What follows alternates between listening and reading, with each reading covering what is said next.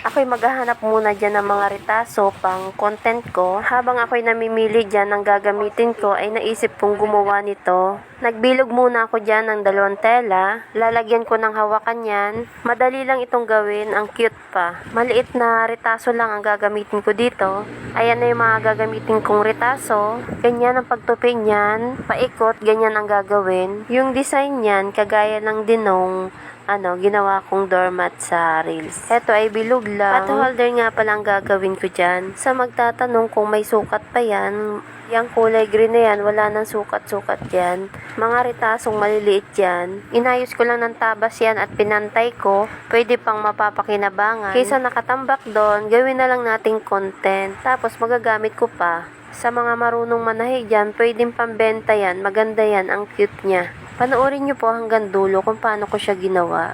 Maganda po yan, magugustuhan nyo yan.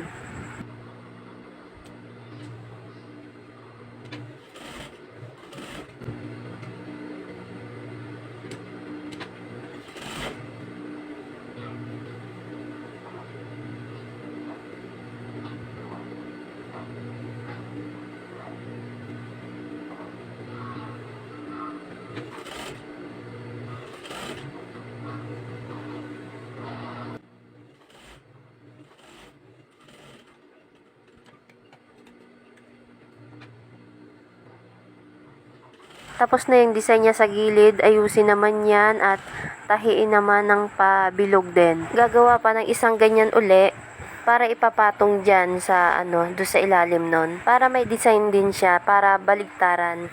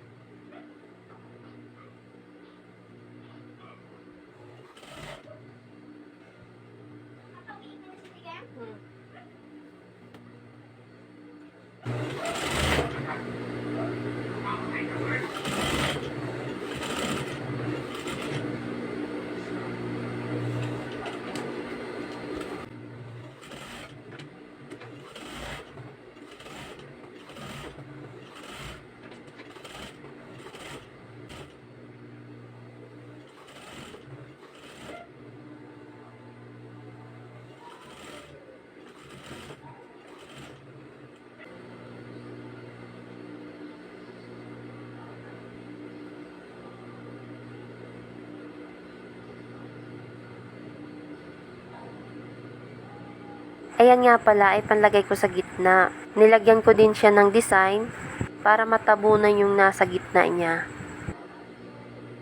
Ayan, patapos na. Maraming salamat po sa inyong panonood. God bless po sa inyong lahat.